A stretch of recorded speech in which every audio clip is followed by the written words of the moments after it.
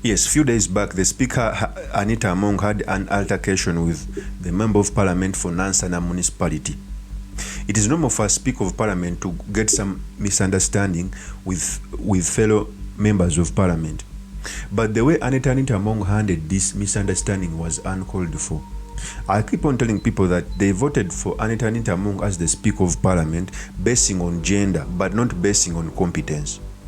I know, and I'm sure that there are very many competent members, women members of Parliament, who would have handled this speakership position in a more professional manner.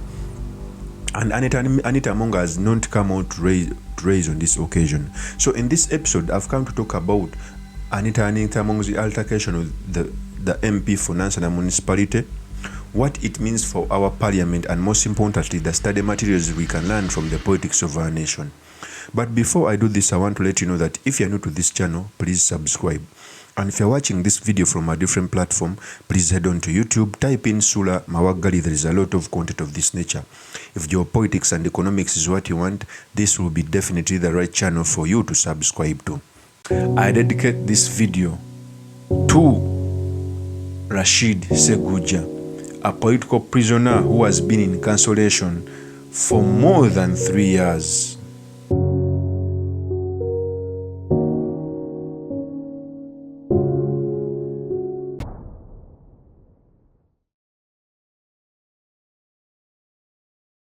So during plenary, when Mwanga Chivumbi was giving his maiden speech on the floor of Parliament, when he was yielding his point, the national member, the MP for Nansana municipality, came out and said a word which was, to me, I think it was okay, but the Speaker of Parliament deemed it a bad word on the floor of Parliament.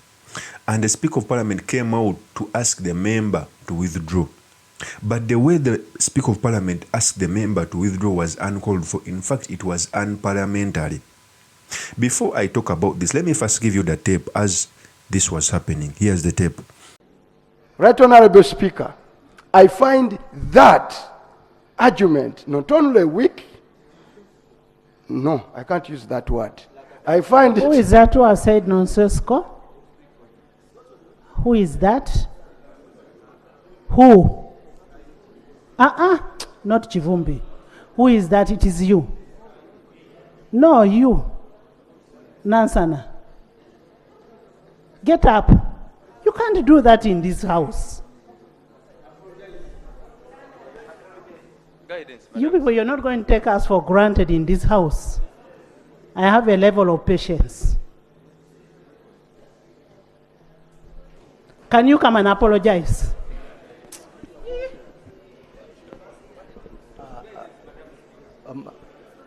Sorry, Madam Speaker, for the statement I made. Withdraw it. I'm withdrawing it. But What statement? Madam Speaker, I was not You on said the... nonsensical. How? It was not on record, but Can you withdraw it? I've withdrawn it, Madam. Wama Haji, With due respect, continue. Madam. So you clearly see, in a bid to make the member withdraw, the Speaker broke the standing orders by jeering on the floor of Parliament, and that thing was caught on record. To my surprise, even the weak members of Parliament, mostly those from the opposition, kept quiet when the Speaker was breaking this order. I know under the rules of procedure, you are not supposed to call the Speaker of Parliament to order, but it was incumbent upon the sitting members of Parliament to come out and tell the Speaker straight to her face that you are breaking the law. The difference between our Parliament and other members of Parliament, if the Speaker had done that in other jurisdiction, members of Parliament will come out and tell her on his face that the Parliament is not run on emotions. It is not run like you are running somebody's house. The Speaker of Parliament coming out to jeer the member, not once, not twice, not thrice, was unparliamentary.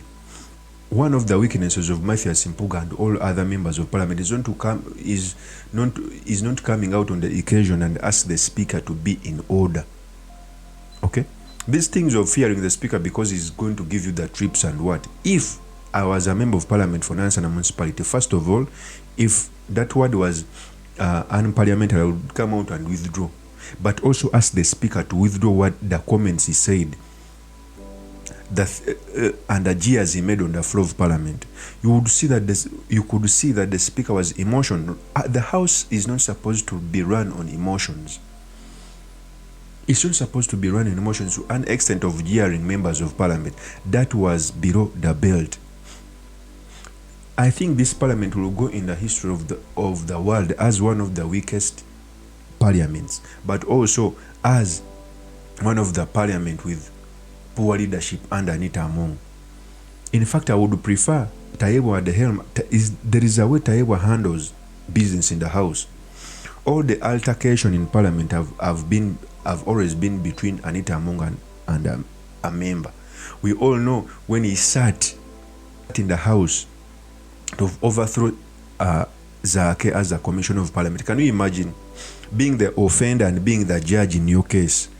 Zake had offended the Speaker of Parliament, Anita Among, and he was also the person to sit in that case. All the altercation which have been done are always between the Speaker of Parliament, Anita Among, and his members. It is never between Taiwo, because running the House needs some degree of maturity, and maturity does not come in age.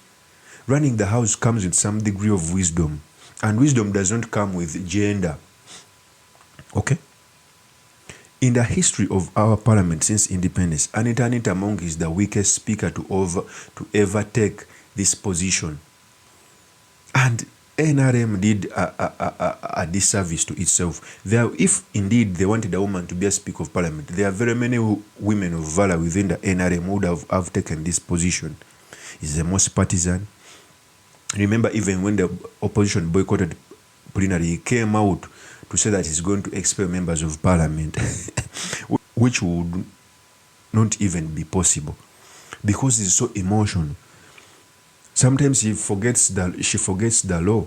So for me, I think Parliament did a disservice of putting Speaker Anita Among at the helm of that Parliament. And he has, at first I thought maybe he's in the learning process, because there is no school where they will take you to learn how to preside over the House. But he has failed to learn. He must get people to teach him how to run the House and tell her that the House is not run on emotions. You cannot call the member who is out of order using an orderly way by jeering at him, by commanding. And to my surprise, even these weak members of Parliament come out to kowtow to this nonsense. Of course, that's my opinion. Do drop me your comments by commenting about this. Thank you very much for listening in. If this is your first time on this YouTube channel, I implore you to subscribe, like, and comment so that I can be motivated to do more of such videos. I'll take time to read through your comments. I'll see you on another one. Peace.